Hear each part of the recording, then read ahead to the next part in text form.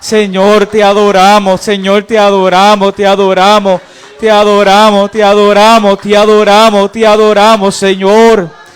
Gloria, gloria, gloria, gloria a Jesús. Gracias, mi Señor. Gracias, mi Dios. Oh, Padre Santo y Padre bueno, Dios Todopoderoso, Señor. Oh, Espíritu Santo, Señor, es usted, Señor, que los convence de toda verdad y toda justicia, Señor Padre Santo. Es usted, Señor, que redarguye, es usted, Padre Santo, Señor Padre Santo, que los convence, mi Señor. Oh, Señor Padre Santo, Jehová, Señor, te damos gracias, gracias, gracias, gracias, Dios. Gracias, Señor. Gracias, Jehová, gracias, mi Señor. No somos nada, Señor, te necesitamos, te necesitamos, te necesitamos, mi Dios. Gracias, Señor. Padre Santo, gracias, Señor, gracias, gracias, gracias, gracias, gracias. Señor, antes de empezar, Señor, queremos sacar un tiempo para adorarte, Señor, y darte gracias. Gloria al nombre de Jesús, y la poderosa palabra se lee a nombre del Padre, del Hijo, y con la revelación del Espíritu Santo. Y la iglesia que va para el cielo dice... Así dice la palabra de Dios. Justificados, pues, por la fe, tenemos paz para con Dios por medio de nuestro Señor Jesucristo. Vamos a disfrutarlo una vez más. Justificados, pues, por la fe, tenemos paz para con Dios por medio de nuestro Señor Jesucristo. Vive Cristo Jesús. Y qué interesante. Vamos a hablar un poquito sobre esa palabra que tiene dos letras, pero tiene un impacto grande. La palabra fe. El libro de Hebreos capítulo 11, versículo dice que la fe es la certeza de lo que se espera, la convicción de lo que no se ve. Y qué interesante y qué poderoso, alabado sea el nombre del Señor, este versículo, en Romanos capítulo 5, versículo 1. Dice que somos justificados por la fe. Y tenemos paz para con Dios, pero es por la fe. ¿Y por qué vemos tantas personas, alabado sea el nombre del Señor, que tratan de obviar esta palabra con dos letras y quieren, alabado sea el nombre del Señor, cambiar lo que Dios ya estableció en la palabra? Y qué interesante, alabado sea el nombre del Señor, porque es por la fe, no por una gracia irresistible, no porque, alabado sea el nombre del Señor, Dios puso algo en ti. Alabado sea el nombre del Señor, porque hay un problema con los calvinistas, es que Dios tiene que hacerle todo. Dios tiene que hacerle todo, pues entonces recuéstate en el sofá y no hagas nada, alabado sea el nombre del Señor, porque si no puedes perder la salvación. Si eres uno de los escogidos, si eres, te dice que la fe solamente Dios tiene que ponerla en ti, alabado sea el nombre del Señor, porque entonces, ¿qué estás haciendo? Alabado sea el nombre del Señor. Quédate en tu casa y no hagas nada, alabado sea el nombre del Señor, porque aquí dice que somos justificados por la fe. Alabado sea el nombre del Señor. Y hermana Deida, ¿cómo se obtiene la fe? ¿Es verdad que ellos dicen que la fe, Dios tiene que ponerla dentro de ti o la producimos nosotros mismos? Porque vimos los comentarios en el estudio anterior sobre John MacArthur que estaba hablando sobre la fe. Pero vamos a las escrituras. ¿Qué dice la Biblia? ¿Cómo tú obtienes fe? Libro de Romanos capítulo 10 versículo 17 dice que la fe viene por el oír. Y el oír la palabra de Dios. Alabado sea el nombre del Señor. Que tú escuchas la palabra de Dios. Tú adquieres fe cuando tú crees en la palabra de Dios. Alabado sea el nombre del Señor. Vive Cristo Jesús, Santo Jehová. Que no es algo que Dios pone en ti. Alabado sea el nombre del Señor. Como un robot. Alabado sea el nombre del Señor para que crea. Eso es decisión tuya, es decisión mía. Creer en la palabra de Dios. Pero si tu mentalidad, si tu pensamiento no es ir a predicar a las vidas, no es ir a rogar a las vidas. Alabado sea el nombre del Señor. Romano también nos dice, ¿cómo creerán si no quien les predique? ¿Cómo oirán? ¿Cómo oirán? Alabado sea el nombre del Señor. Por la fe, por la fe, por la fe. Por eso es que es necesario. Quizás nos critican, ¿verdad? Porque nosotros les rogamos a las vidas para que conozcan al Señor.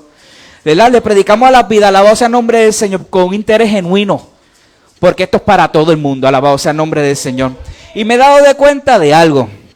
Y lo digo sin miedo. No solamente son enemigos de la cruz de Cristo. Estos pensamientos diabólicos, alabado sea el nombre de Dios, esta doctrina que viene del infierno, alabado sea el nombre del Señor, sino que solamente, alabado sea el nombre del Señor, también son enemigos de la fe en Cristo, porque quieren quitar la fe. Imagínate esa persona con interés genuino, quiere acercarse al Señor, Y escucha a estas personas que dicen, no, solamente Dios escogió a estas personas y estas personas para salvación y estas para perdición. Y estas personas que quizás en toda su vida ha pecado, se ha dado fuerte en este mundo, alabado sea el nombre del Señor, y quiere buscarle al Señor, va a pensar, Señor, jamás entonces yo podría ser uno de los escogidos. Y se rinde. ¿Sabes que le eres piedra de tropiezo a esas personas? Alabado sea el nombre del Señor. Por eso tienes que cuidar mucho lo que tú estás hablando, si estás en la Escritura. Porque esas almas, alabado sea el nombre del Señor, después el Señor te va a llamar a cuenta de esas almas. Judas, capítulo 1, alabado sea el nombre del Señor, dice que nosotros tenemos que contender ardientemente por la fe. Por la fe. Porque van a venir muchos, alabado sea el nombre del Señor, de tratar de quitarte la fe. Porque dice que somos justificados por la fe. Alabado sea el nombre del Señor. Santo Jehová, vive Cristo Jesús. Sino que hay que contender ardientemente por la fe. ¿Sabe por qué? Porque sin fe es imposible agradar a Dios. Alabado sea el nombre del Señor. Y no solamente quieren quitar el elemento del Espíritu Santo, sustituyéndolo con la gracia irresistible, porque lo está sustituyendo, alabado sea el nombre del Señor, al Espíritu Santo, alabado sea el nombre del Señor, sino que también quieren quitar la fe, y la fe es la que te acerca al Señor. Alabado sea el nombre del Señor, vive Cristo Jesús. Si no, pregúntale a aquella mujer de flujo de sangre. Esa mujer, alabado sea el nombre de Dios, ¿cómo fue que obtuvo fe? ¿Cómo fue? En ese momento dice la Biblia que Jesús, bajándose de las barcas, dice que le siguió gran multitud. Y dentro de esa multitud había este hombre principal de la sinagoga, llamado Jairo. Dice que tirándose en el suelo le rogaba mucho al Señor que pusiese su mano sobre su hija que estaba agonizando. Y estas palabras que él dice, palabras clave, alabado sea el nombre del Señor, que trataron con esta mujer, le dieron fe a esta mujer. Pon tu mano sobre ella para que sea salva y vivirá. Para que sea salva y vivirá. Y dentro de esa multitud a distancia se encontraba esta mujer con flujo de sangre. Hacía 12 años, alabado sea el nombre de Dios. Y dice la Biblia que había gastado todo cuanto tenía. Que había sufrido de muchos médicos y le iba de mal en peor. Pero esta mujer escuchó hablar de Jesús. Dice que escuchó hablar de Jesús. ¿Y qué produjo en ella, pastor? Fe. Fe. Fe. Que dijo dentro de sí, si tocare tan solo el borde de su manto, seré salva. Y esta mujer había gastado todo cuanto tenía. Esta mujer no tenía ya más oportunidad. Esta mujer, yo me imagino en un estado ya de depresión, esperando la muerte. Pero llegó Jesús, el que da vida, alabado sea el nombre del Señor. Y escuchando a esas palabras de Jairo, obtuvo fe. Porque la fe viene por el oír, y el oír la palabra de Dios. Alabado sea el nombre del Señor. Por eso les exhorto, alabado sea el nombre del Señor, vive Cristo Jesús. Y le pido y le ruego, alabado sea el nombre del Señor, que tengan cuidado, alabado sea el nombre del Señor, quién es que te está hablando, quién que te está tratando de interpretar la palabra, alabado sea el nombre del Señor. Es algo ilógico lo que vemos, estos comentarios de John MacArthur, diciéndole que se burlaba porque veía un predicador que le estaba rogando a la vida que conociera a Jesús. Y déjame decirte, alabado sea el nombre del Señor, que hay una historia bíblica fascinante. Y dice que este rey convocó una fiesta. Y envió a sus siervos a llamar a estas personas, los convidados. Y cada uno empezó a darle excusa. Señor, que yo me voy a casar, es que tengo 5 y tengo que trabajar. Y empezó a darle excusa. Y dice, ir por los caminos y llamar a estas personas. Llamaron cuando dice, Señor, hemos traído a estas personas, pero aún queda espacio para ti, querido amigo que me estás escuchando. Aún queda espacio para ti, que no tienes al Señor, alabado sea el nombre del Señor. Y el Señor dice, esfuérzalos a entrar. Esfuérzalos a entrar, alabado sea el nombre del Señor. Qué ilógico y qué algo, ¿verdad?, diabólico. Cuando hablamos, alabado sea el nombre del Señor, este Dios de ella, alabado sea el nombre del Señor, que se deleita en hacer mal, que se deleita, alabado sea el nombre, y condenar, alabado sea el nombre del Señor, vive Cristo Jesús. Cuando en la Biblia se lamentaba en la condición del hombre, en la Biblia, alabado sea el nombre del Señor, enviaba a sus profetas y endechaba por esas vidas, alabado sea el nombre del Señor, que lo ignoraban, alabado sea el nombre del Señor. Si Dios había escogido a alguien para condenación, porque su corazón se lamentaba y le dolía cuando veía a alguien en perdición. Como si Dios rogase a través de nosotros. Como si Dios rogase a través de nosotros. Este ministerio que nos dio, el ministerio de la reconciliación, como si Dios rogase sin miedo alguno. No me importa que me critiquen, no me importa que me digan que estás mal. Me gusta rogar a las vidas. ¿Sabes por qué? Porque siento amor por las vidas, alabado sea el nombre del Señor. Libro de Romanos capítulo 1 versículos 16 y 17. Porque no me avergüenzo del evangelio, porque es poder de Dios para salvación a todo aquel que en él cree, al judío primeramente y también al griego. Porque la justicia de Dios se revela por fe y para fe, como está escrito, mas el justo por la fe vivirá. Alabado sea el nombre del Señor. Yo te pido, alabado sea el nombre del Señor, que esa fe a la que te hace buscarle, Señor, de cuidar tu salvación con temor y temblor. No escuches a estas personas, estos calvinistas que te quieren quitar la fe, alabado sea el nombre del Señor. No los escuches, alabado sea el nombre del Señor. Cuida tu fe, contiende al diente por la fe, alabado sea el nombre del Señor. Vive Cristo Jesús. Vaya pasando por aquí nuestra hermana Evelyn para así dar comienzo del estudio bíblico. Y le pido, ¿verdad?, que se queden, ¿verdad?, viéndonos con las escrituras en la mano, alabado sea el nombre del Señor. Dios le bendiga, hermanos. Dios bendiga a todos que nos he saludado. Había prometido algo. ¿Se acuerdan de esto? Que yo dije que se me había olvidado buscar la fuente, ¿verdad? Pues esa declaración que era: la fe no es un anhelo nostálgico, ni una confianza ciega, ni siquiera convicción interior. Convicción interior. La fe es un don de Dios, no algo ideado. Elaborado y planeado son, ¿verdad?, sinónimos. Por el esfuerzo humano, por lo que nadie puede vanagloriarse ni siquiera de su fe.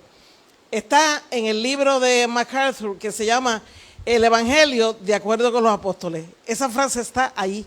Mírenla aquí. Ahí está, todo, desde aquí hasta acá. O sea, todo lo que se pone aquí tiene, ¿verdad?, su base. Esas opiniones escandalosas, sí, fueron escritas por él, ¿verdad? Ok, déjame traer nuevamente a Elías el Mago, porque ahí fue que acabamos el estudio. Yo quiero traer algo muy interesante aquí.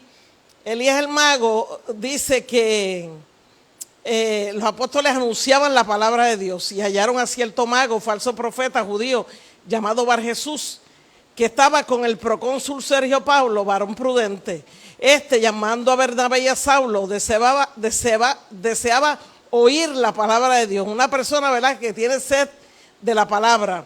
Pero le resistía Elimas, el mago, pues así se traduce su nombre, Bar Jesús, ¿verdad?, procurando apartar de la fe al procónsul. Entonces Saulo, que también es Pablo, llenó el Espíritu Santo, fijando en él los ojos, dijo: oh, lleno de engaño y de toda maldad, hijo del diablo, enemigo de toda justicia, no cesarás de trastornar los caminos rectos del Señor. Entonces el procónsul, viendo lo que había sucedido, creyó, maravillado de la doctrina del Señor, cuando fue apartada la persona que lo desviaba del evangelio, ¿verdad? Hay un verso también que dice: porque la ira de Dios se revela desde el cielo contra la impiedad, contra toda impiedad, injusticia de los hombres que detienen con injusticia la verdad, ¿verdad? Ese es el castigo que les viene. Entonces, esa palabrita, trastornar, ¿verdad?, es esta que está aquí, 1294, yastrefó. Significa apartar, distorsionar, interpretar mal, distorsionado, retorcido, doblado, corrupto, oponerse, conspirar contra los propósitos y planes de Dios y malinterpretar. O sea que se parece mucho al verso que dice que los indoctos e inconstantes tuercen, ¿verdad? Tiene que ver con la palabra de Dios, ¿verdad? Y lo corregí.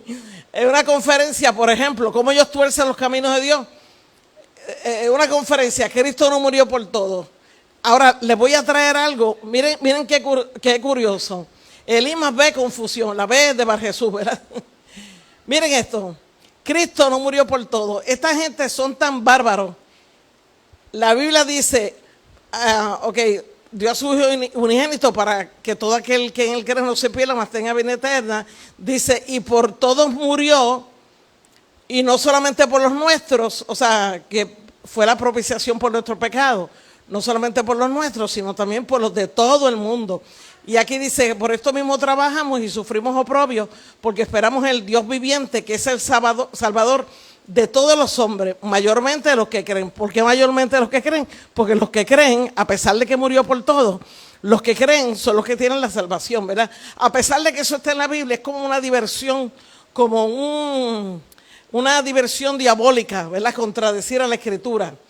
Y cuando la Biblia hace esta expresión de los pequeñitos que creen en mí, no solamente son pequeñitos niños, sino personas que débiles, los débiles en la fe, que están comenzando en la fe o que a pesar de que llevan muchos años, no están muy fortalecidos, ¿verdad?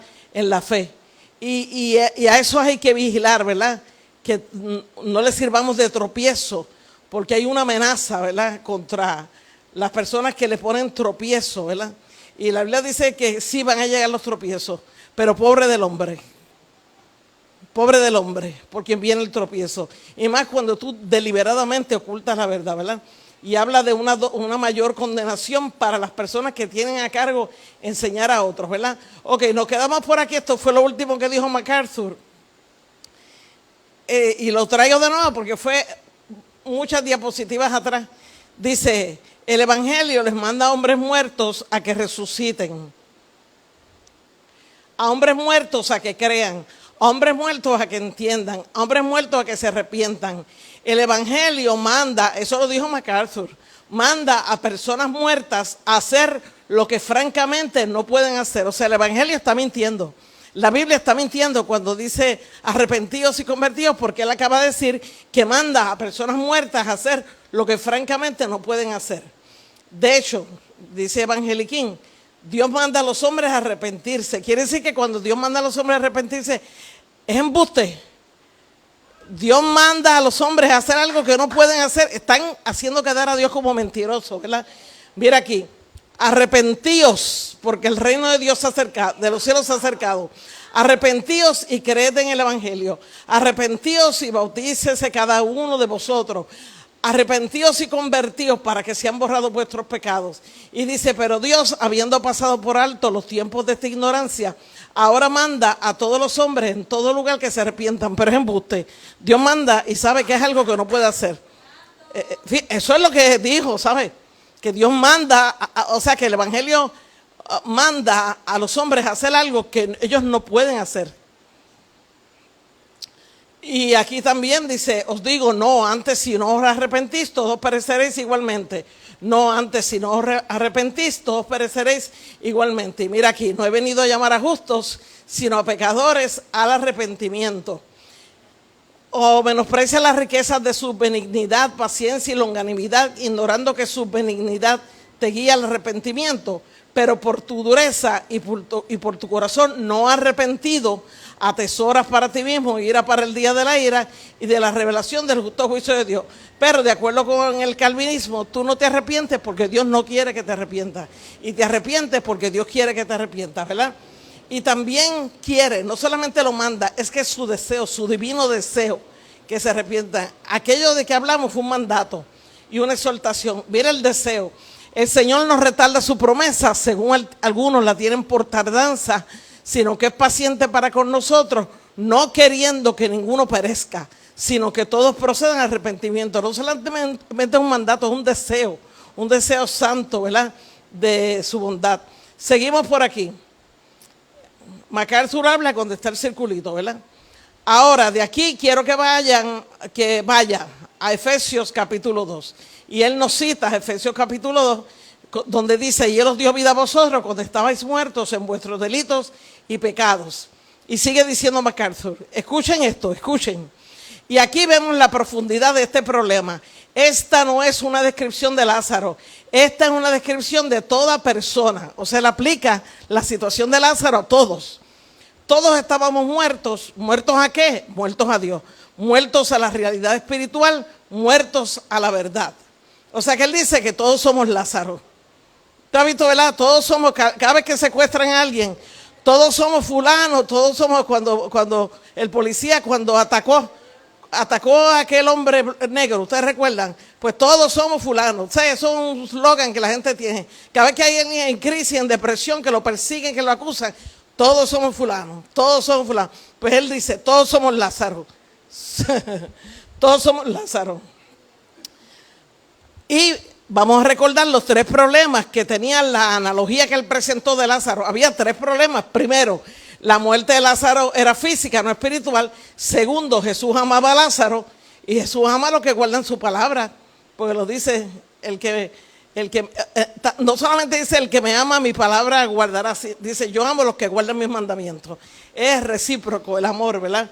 De manera que Lázaro, por deducción, amaba la palabra de Jesús y estaba en perfecta comunión con Jesús. Y la tercera deficiencia que tiene esa analogía floja, Lázaro no estaba muerto en delitos de pecado. Esta es la más importante, ¿verdad? Él estaba durmiendo en Cristo, de manera que Lázaro no es el tipo adecuado para representar a un hombre muerto en delitos y pecados, contrario a la parábola del hijo pródigo, que encaja perfectamente con la situación, ¿verdad? Así que no podemos decir todos somos Lázaro, es incorrecto.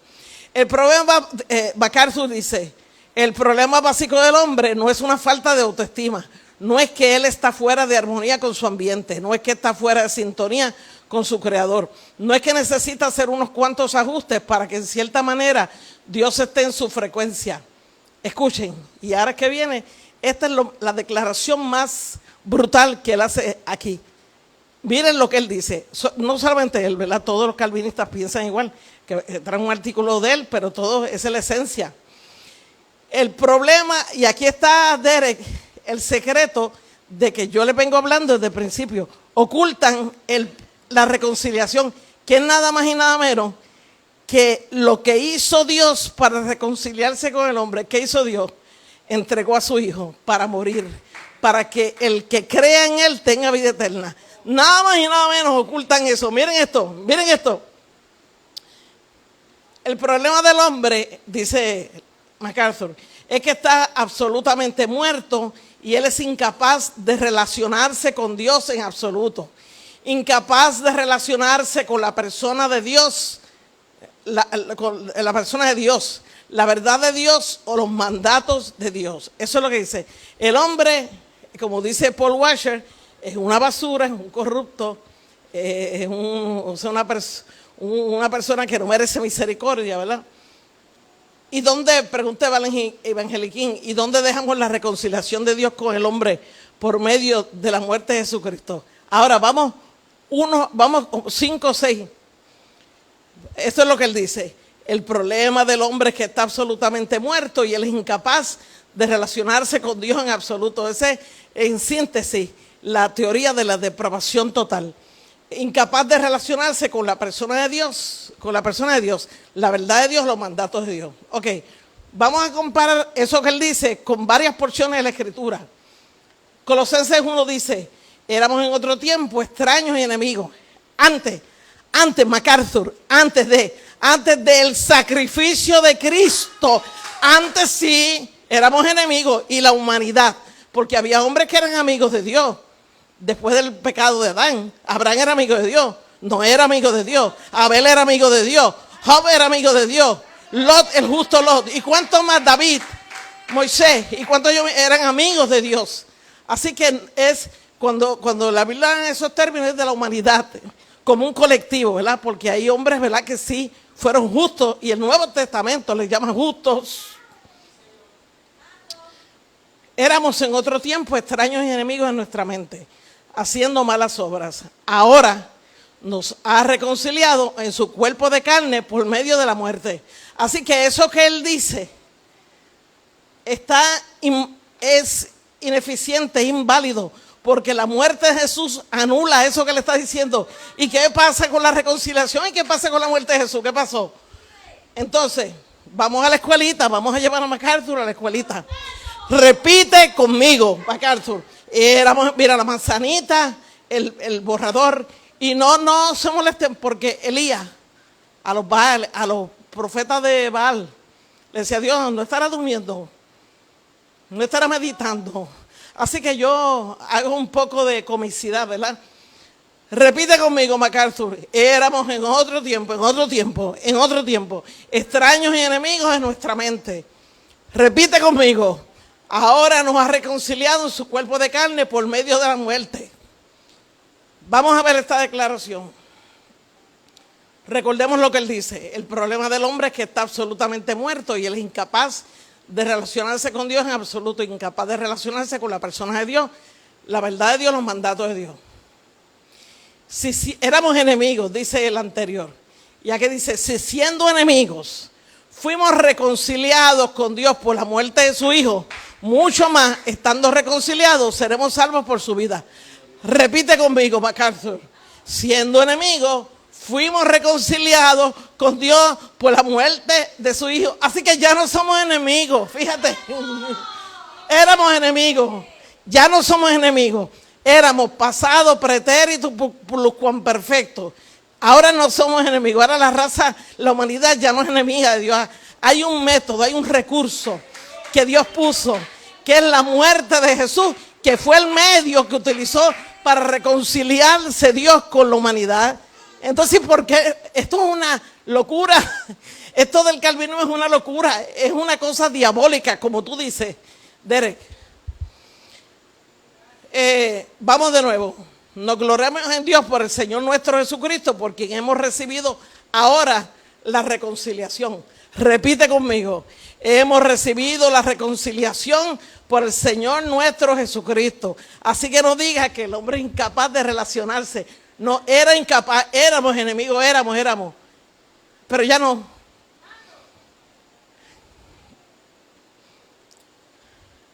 Dios nos reconcilió consigo mismo por Cristo. Nos dio el ministerio de la reconciliación.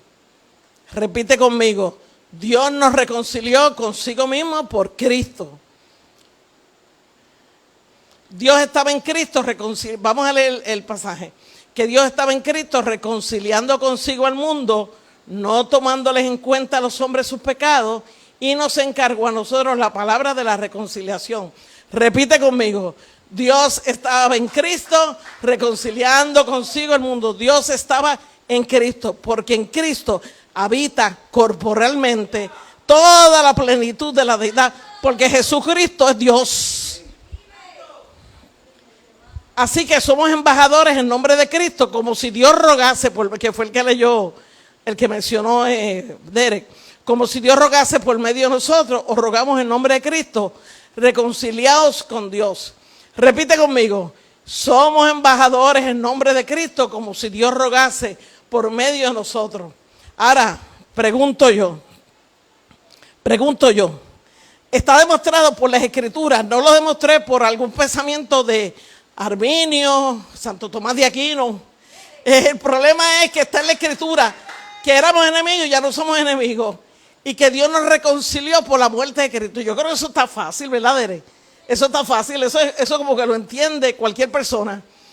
¿Habrá algún argumento que pueda contradecir a la palabra de Dios? Miren lo que él contesta. Espérate. Ni es sí, ni es no, sino todo lo contrario. Ni es sí, ni es no, sino todo lo contrario. Es cuando alguien está perdido, ¿verdad? Miren lo que es un falso evangelio. Miren lo que es un falso maestro. Aquí está. ¿Qué dice la Escritura? Le dijo Jesús, yo soy la resurrección y la vida. El que cree en mí, aunque esté muerto, vivirá. Yo soy la resurrección y la vida. El que cree en mí, aunque esté muerto, vivirá. Crees y vivirás. Crees y vivirás. Pero esto lo dice MacArthur. Dios tiene que darle vida al hombre para que pueda creer. Porque el hombre está muerto. No. El hombre estaba muerto en delitos y pecados. Pero cuando crees en Jesús, tiene vida eterna. Mira qué fácil. Dios mío, pero esto es una cosa increíble. Entonces, miren otros versículos que se parecen a ese que yo acabo de decir, ¿verdad? Dice, pero está así escrito para que creáis que Jesús es el Cristo, el Hijo de Dios, y para que creyendo tengáis vida en su nombre. Y Juan 6:40, y esta es la voluntad del que me ha enviado, que todo aquel que ve al Hijo y cree en Él tenga vida eterna, y yo le resucitaré en el día postrero. Y la pregunta, ¿Dios le da vida a un muerto para que crea, como dicen ellos, o un muerto tiene vida cuando cree? El que cree en mí, aunque esté muerto, va a vivir, vivirá. Yo tengo aquí un acertijo enigmático. Sé que el anticristo va a ser entendido en enigmas, ¿verdad? Así dice, creo que esa es la frase, entendido en enigmas. Pues un enigma.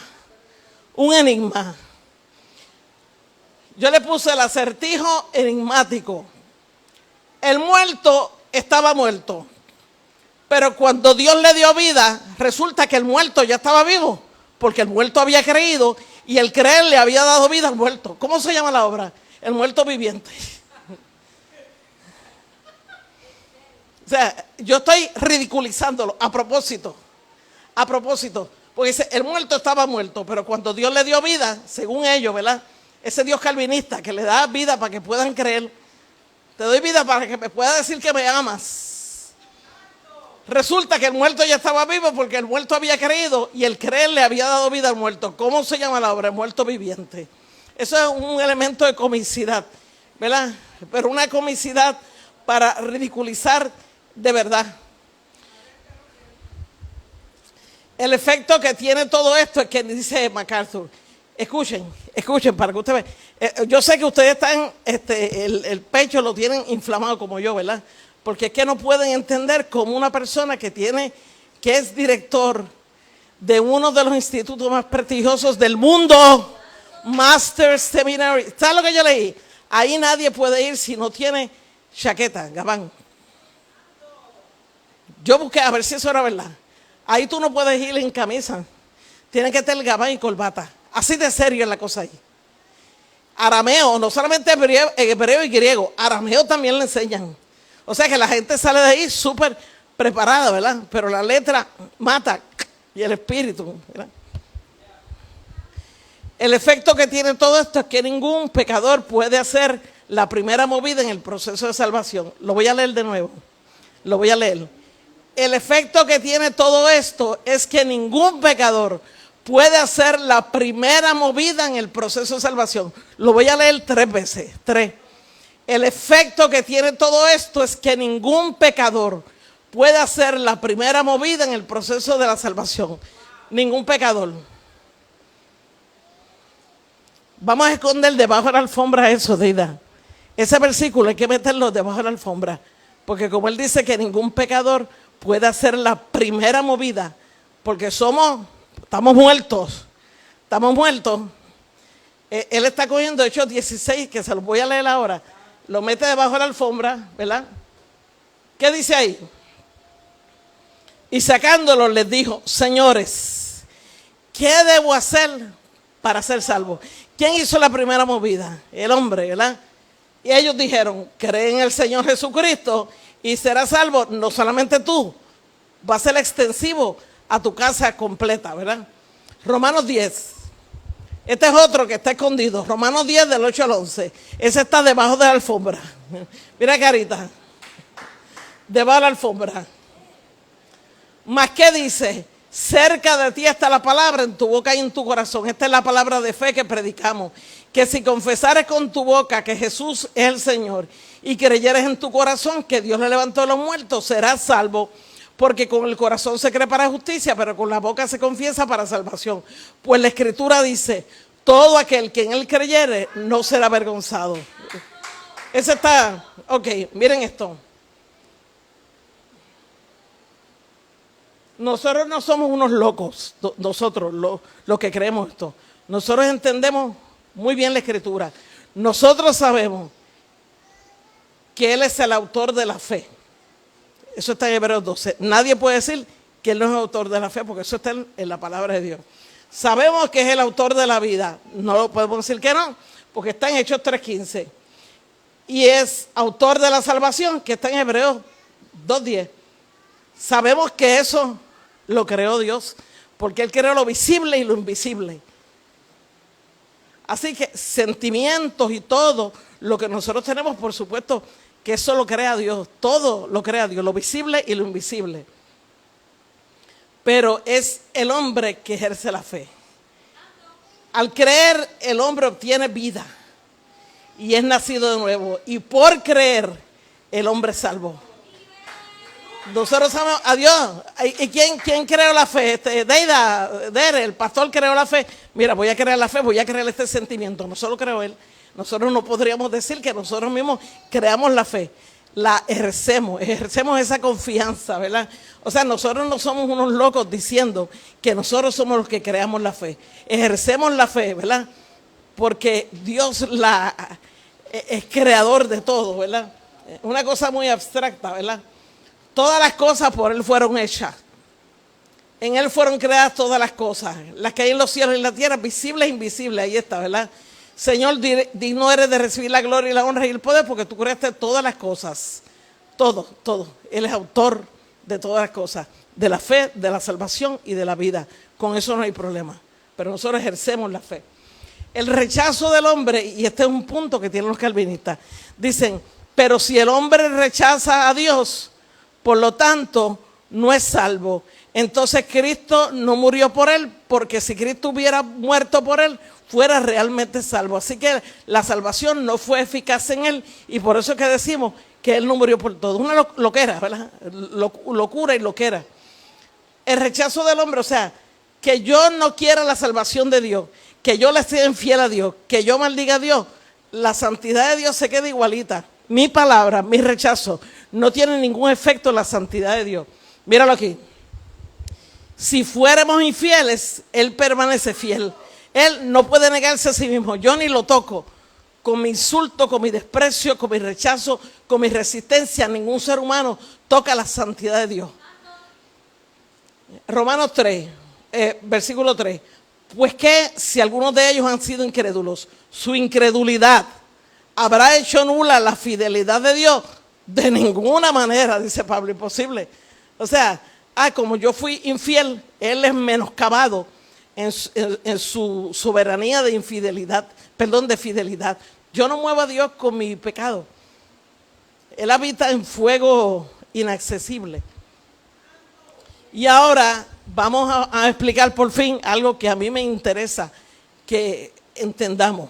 Con esto, aquí hay, o sea, entendiendo esto, van a entender la trampa. Vamos a llamarlo, o sea, eso es una trampa, un enredo lingüístico, un enredo de palabras, pero vamos a descifrarlo con calma, con mucha calma.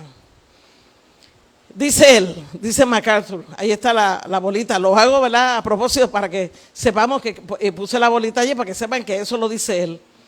Esto es lo que quiso decir Jesús en Juan 6:44 cuando dijo, y al pastor no le gusta esa frase, quiso decir, sino esto es lo que dijo Jesús, ¿verdad? Pero dice, esto es lo que quiso decir Jesús en Juan 6:44 cuando dijo, ninguno puede venir a mí si el Padre que me envió no le trajere.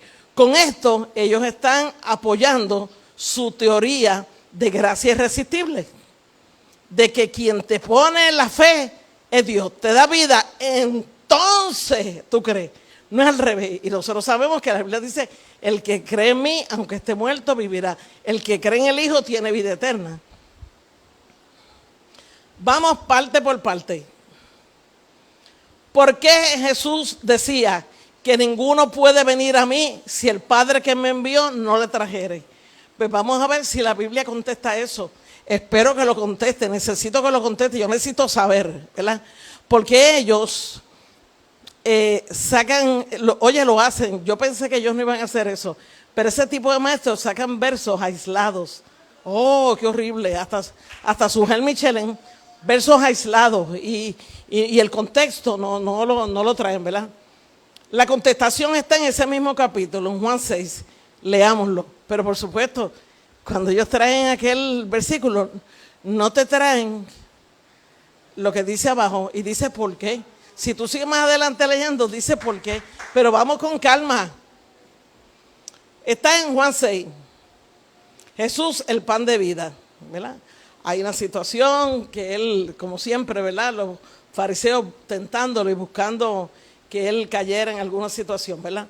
Entonces le dijeron, ¿qué debemos hacer para poner? Estoy leyendo la RBR 1960. ¿Qué debemos hacer para poner en práctica las obras de Dios? Respondiendo, vamos con calma, ¿sabes? Respondió Jesús y les dijo, esta es la obra de Dios, que creáis en el que he enviado. Debe entenderse así, esta es la obra que requiere Dios. ¿Por qué? Y yo expreso aquí esto que yo entiendo que debemos saberlo, ¿verdad? Porque obviamente el Padre no hace la obra de creer en el Hijo. Yo no creo en mí mismo. Creo en Dios, pero Dios no cree en mí mismo.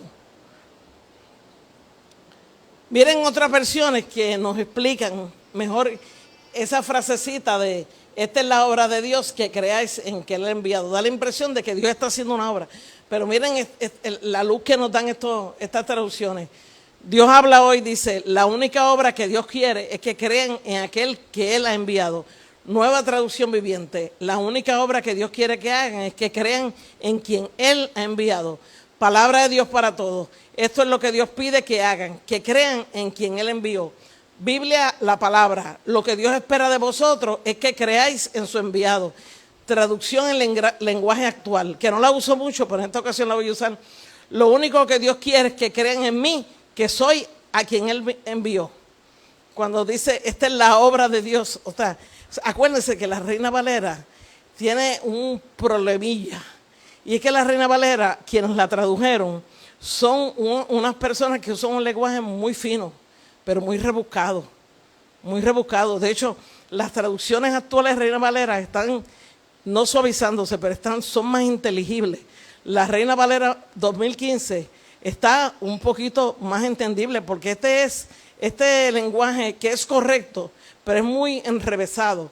Tú sabes que hay cosas en la Reina Valera que tú tienes que irte a otras versiones, porque es que a veces no se entienden, ¿verdad? Porque nosotros no estamos acostumbrados a usar ese tipo de lenguaje. Y uno tiene que ir, pero vuelvo a la Reina Valera 60, vuelvo de nuevo. Gálatas 5:6, fíjense esto. Este concepto, la fe que obra por el amor, la obra de vuestra fe. Y aquí, y toda obra de fe. Y miren cómo lo traducen cómo lo manejan estas traducciones. Y los trabajos que realizan movidos por su fe. Nueva Biblia Viva. Y a cumplir todo lo que realicen movidos por la fe. Nueva traducción viviente. Todas las cosas buenas que la fe los mueve a hacer. Nueva versión internacional. Y toda obra que realicen por la fe. Esas son obras, ¿verdad? Obras de fe. Porque tú sabes que hay calvinistas, anticalvinistas de Estados Unidos que son muy, muy buenos. Y ellos explican muy bien el concepto de separación entre obras y fe. Y ellos dicen, no me digas que con la fe yo estoy haciendo un esfuerzo, porque la fe no es una obra, tú misma dices que es una obra. Y porque tú dices que si yo ejerzo fe, estoy haciendo algo.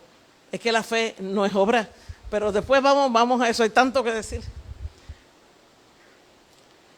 Y también, pero sin fe es imposible agradar a Dios, porque es necesario que el que se acerca a Dios crea que le hay. El que se acerca a Dios tiene que creer. No puede permanecer inerte, ¿verdad? Seguimos en Juan 6. Estamos en Juan 6, que es el que explica eso. ¿Qué señal pues, los fariseos le dicen, qué señal pues haces tú para que veamos y te creamos? ¿Qué obra haces? Jesús le dijo, yo soy el pan de vida. El que a mí viene nunca tendrá hambre, y el que en mí cree no tendrá sed jamás. Todo lo que el Padre me da vendrá a mí, y al que a mí viene no le echo fuera. Vamos a llegar ahorita al pasaje. Y esta es la voluntad del Padre que me envió, que de todo lo que me diere no pierda yo nada, sino que le resucite en el día postrero. Y esta es la voluntad del que me ha enviado, que todo aquel que ve al Hijo y cree en Él tenga vida eterna, y yo le resucitaré en el día postrero. Ninguno puede venir a mí si el Padre que me envió no le trajere, y yo le resucitaré en el día postrero. Este es el pasaje que ellos usan para decir que si el Padre no trabaja en nosotros, nosotros no podemos creer. ¿Cómo trabaja el Padre? Enviándonos una gracia irresistible. Algunos sí y otros no. ¿Y por qué algunos sí y otros no? Yo no sé. Yo no sé. Eso está en la soberanía de Dios según ellos, ¿verdad? Ninguno puede venir a mí si el Padre que me envía no le trajere.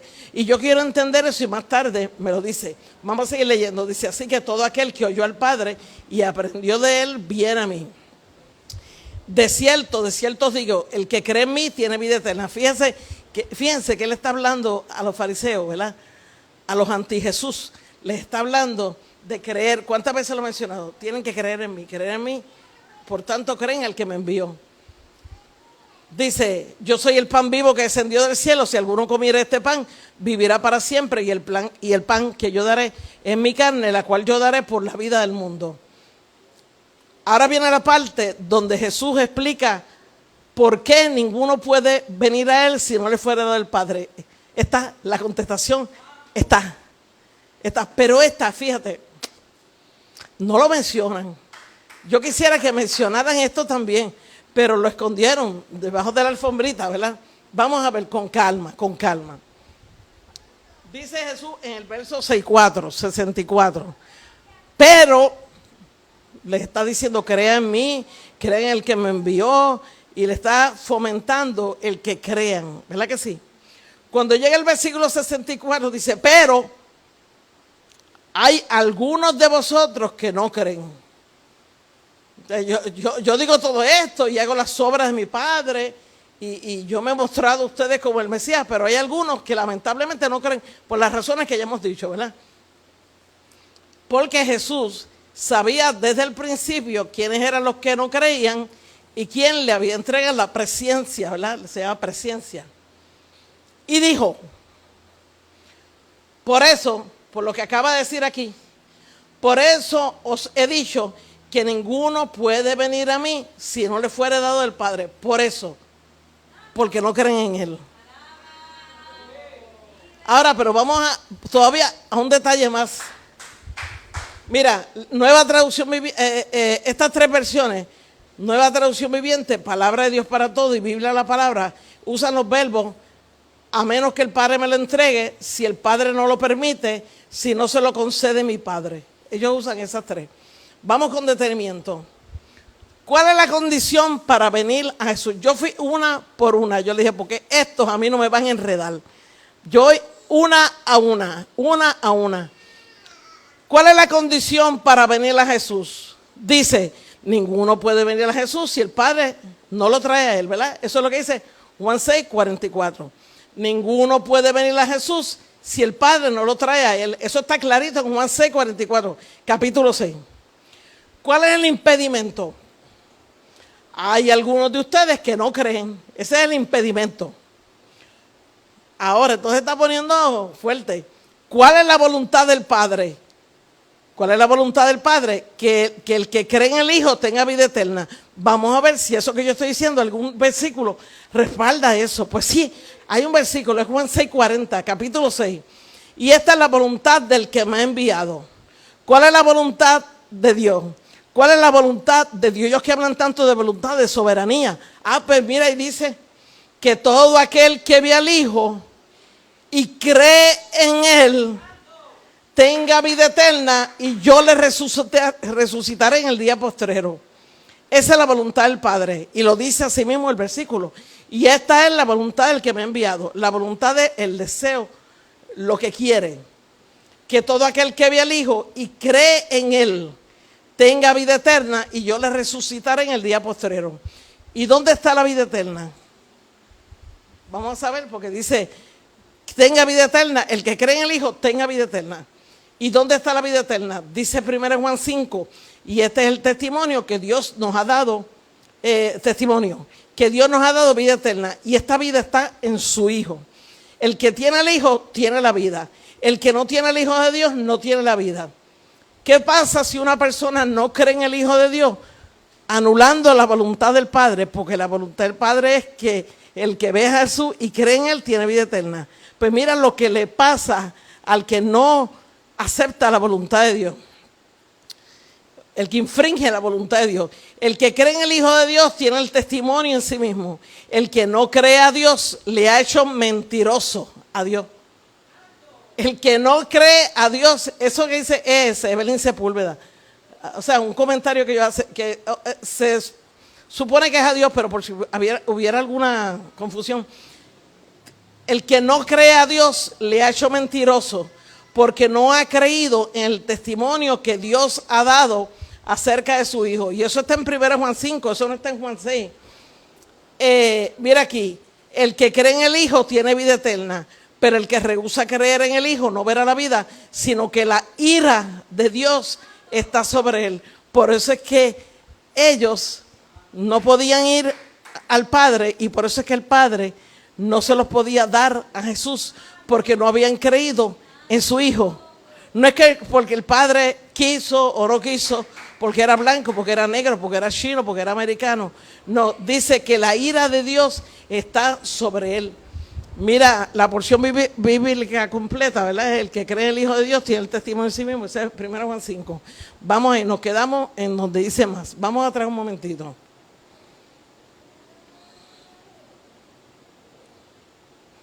Y esta es la voluntad del que me ha enviado, que todo aquel que vea al Hijo y cree en Él tenga vida eterna, y yo le resucitaré en el día posterior.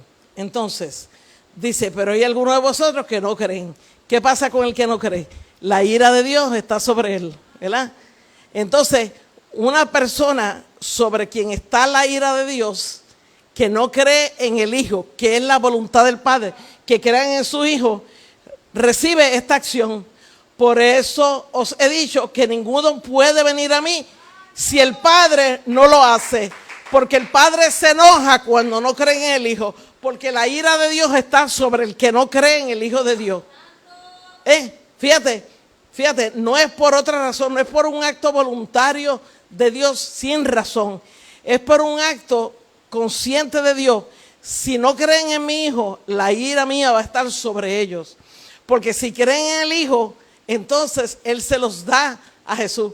Porque la Biblia dice que Él padeció en la cruz para llevarnos a Dios. Para llevarnos a Dios. ¿Ve? Entonces,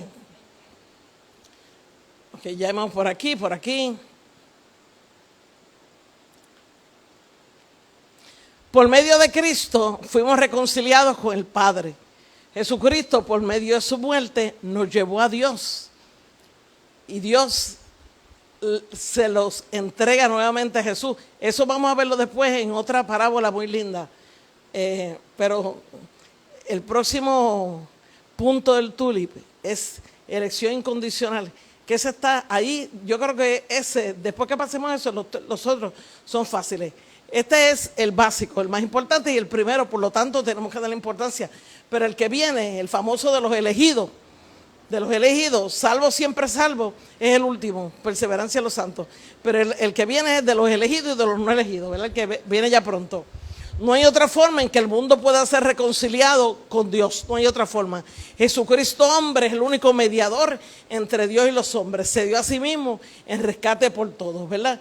Y ahí está en 1 Timoteo 2 eso de que se dio en rescate.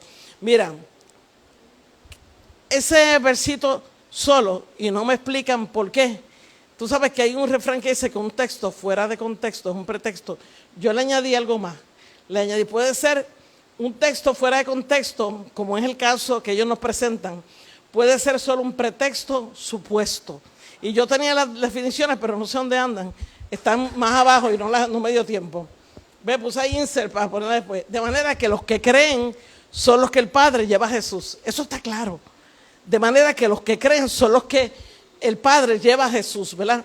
Ahora, mira lo que dice MacArthur. Es muy claro que usted no va a llegar a tener vida, usted no va a entender la verdad, usted no va a creer a menos que el Padre quiera.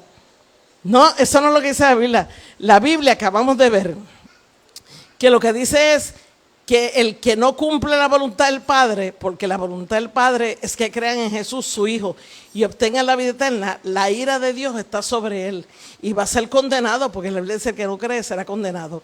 Y por eso entonces Jesús le dice, pero hay algunos de ustedes que no creen.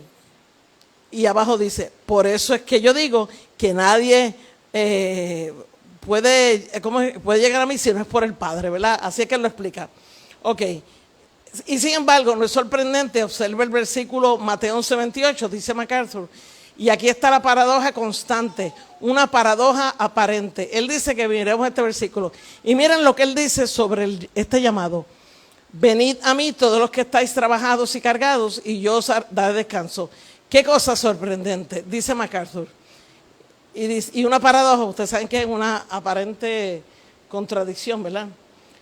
Y se lo separé. Escuchen, lo que tiene que decir una persona cuando no escudriña las Escrituras, cuando no le pide a Dios revelación y se la pide a Calvino y se la pide a los seminarios. A los seminarios que todavía dicen que Melquisedec era cananeo, a pesar de que la Biblia dice otra cosa. A pesar de que la Biblia dice otra cosa, insisten en no creer las maravillas de Dios. Dice MacArthur, escuchen, la gente siempre me pregunta, ¿cómo resuelvo yo eso? O sea, ¿cómo resuelve lo que ellos le llaman el llamado universal? Cuando Dios dice, venid a mí, yo soy el descanso, creed en mí, eso ellos le llaman llamado universal, ¿sabes? Así le llaman. Yo no lo resuelvo. Yo no tengo idea de cómo resolver esto. Se hace el ofrecimiento a venir de manera universal. Lo voy a leer de nuevo. La gente siempre me pregunta, ¿cómo resuelvo yo eso? Yo no lo resuelvo. Yo no tengo idea de cómo resolver esto. Se hace el ofrecimiento a venir de manera universal. No es eso. Es que lo que pasa es que el calvinismo no puede explicar eso. La Biblia lo puede explicar, el calvinismo no. Y él dice, yo no tengo idea de cómo resolver esto. ¡Qué vacilón! Cada vez que me digan algo, no, porque Dios es soberano. Entonces yo, en vez de buscar la Biblia, ¿qué dice Pablo? Que hay cosas difíciles de entender y los indoctos en constante tuercen para su propia perdición. No es que sean difíciles de entender, es que cuando hay algo difícil, tú le pides a Dios sabiduría. Hay una cosa que se llama oración, súplica, ayuno, clamor, y Dios te revela, porque lo prometió. Y como, entonces él dice, yo no tengo idea de cómo resolver esto. Y cada vez que él hace ese tipo de preguntas, donde la doctrina del calvinismo se cae, él contesta eso, ¿sabes?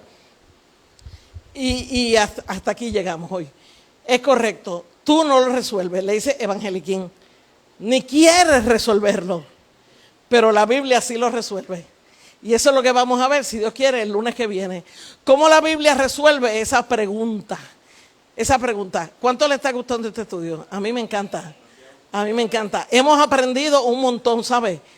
Por eso es que el calvinismo se está quedando con las iglesias.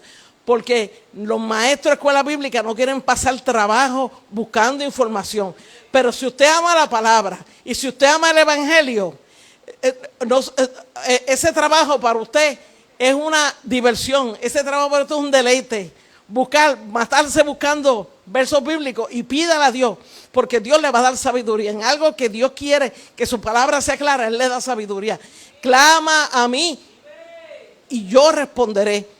Y te enseñaré cosas grandes y ocultas que tú no conoces. Ellos no las conocen.